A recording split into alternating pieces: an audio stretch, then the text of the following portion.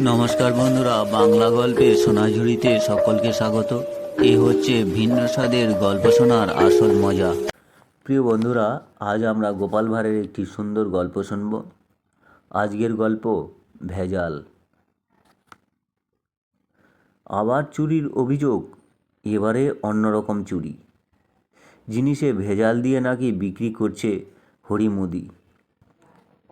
এই খবর রাজার কানে পৌঁছতেই শোরগোল পড়ে গেল।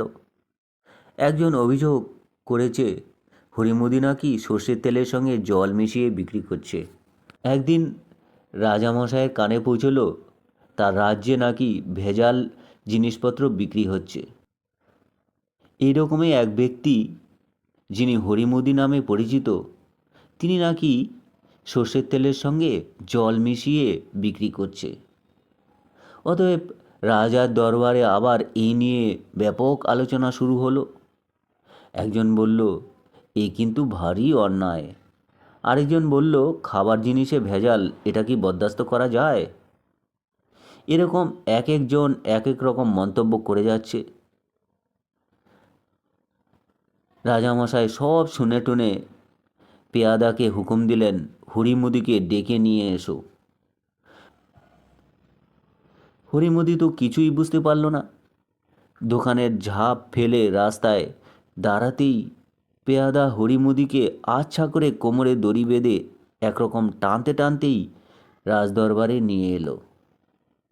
দরবারে কোমরে দড়ি বাঁধা অবস্থায় হাজির হতেই রাজামশাই রে রে করে উঠলেন, এ কি করেছ রামসিং? আমার রাজ্যে কাউকে দড়ি বেঁধে নিয়ে আসা তোমার অনুচিত হয়েছে। ও যতক্ষণ দোষী প্রমাণিত না হচ্ছে ততক্ষণ ও আর পাঁচজনের মতোই সম্মানিত প্রজা।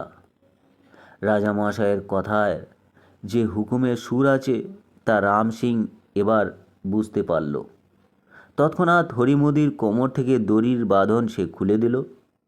দরবারে উপস্থিত একজন হরিমুদির দিকে তাকিয়ে জানতে চাইল, তুমি কি খাবার জিনিসে ভেজাল দিচ্ছ? তখন হরিমুদি দু হাত নিজের দু কান ধরে রাজামশাইয়ের দিকে তাকিয়ে অনুগ্রহ চাইবার ভঙ্গিতে বলতে লাগলো, হুজুর, আপনার রাজত্ব মানে সুখের রাজ্য, শান্তির রাজ্য। আমি কেন? হুজুর, আমার বাপ ঠাকুরদাও এই রকম অন্যায় করেনি। কখনো ভেজাল কি জিনিস আমি তা জানিই না।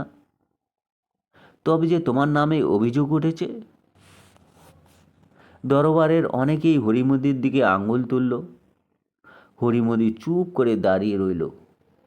হরিমুদি ভাবতে লাগলো, কে তার বিরুদ্ধে অমন বাজে কথা রটিয়েছে। ঠিক সেই সময় দরবারে প্রবেশ করল গোপাল।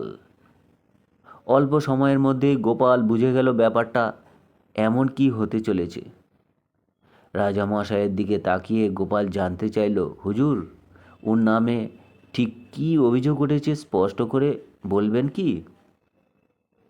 কাছে পিঠেই ছিল রাজামশাইয়ের ভাগ্নে মদন। সে এসে জানালো, বেটা হরিমুদি সর্ষের তেলের সঙ্গে জল মিশিয়ে বিক্রি করছে। জলের দর যে সর্ষের তেলের দরের মতোই হয়ে যাচ্ছে। হরিমুদি সঙ্গে সঙ্গে ব্যাপারটা বুঝে গেল। মদেনবাবুর অনেক ধার পড়ে গিয়েছে দোকানে, সেই টাকা চাইতে গিয়েই এই বিপত্তি হয়েছে তার। রাজামশাইয়ের কাছে ওর নামে একটা নালিশ ঠুকে দিয়েছে। গোপাল তো ভাগ্নে মদনকে একেবারেই পছন্দ করেন না, কারণ ওর প্রকৃতিতে আছে একটা হিংসুটে ভাব। সে তাই এবারে উঠে রাজামশাইয়ের দিকে তাকিয়ে উকিলের মতো সওয়াল করতে করতে বলল, হুজুর, প্রথমেই বলি, এই অভিযোগের পিছনে কোনো অভিসন্ধি আছে। দ্বিতীয়ত, সর্ষের তেলের সঙ্গে জল মিশিয়ে কেউ দেখেছেন? তেলে আর জলে কখনো মিশে যায়? সত্যি তো, তেল আর জল তো কখনো মিশ খায় না। গোপাল যেন নতুন করে সকলের চোখ খুলে দিল। তাই সকলেই আবার নতুন করে ভাবতে লাগলো।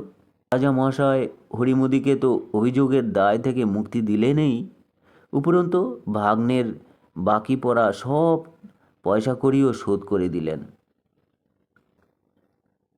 হরিমতি গোপালের পায়ে হাত দিয়ে প্রণাম করতে গেলে গোপাল এক হাত পিছু হটে বলল, আমি শুধু তোমার কাজটুকু করেছি, তুমি তোমার কাজ মন দিয়ে করে যাও, কেউ তোমার ক্ষতি করতে পারবে না। তখন ন্যায্য বিচার পেয়ে হরিমতি বেশ খুশি হলো, আর রাজামশাই গোপালের ওপর খুবই সন্তুষ্ট হলো। তো বন্ধুরা, এই ছিল গোপাল ভাঁড়ের মজার গল্প। গল্প পাঠ আপনাদের যদি ভালো লাগে চ্যানেলটির সঙ্গে থাকবেন, সমর্থন করবেন, সাবস্ক্রাইব করবেন, আর সকলেই ভালো থাকবেন। ধন্যবাদ সকলকে।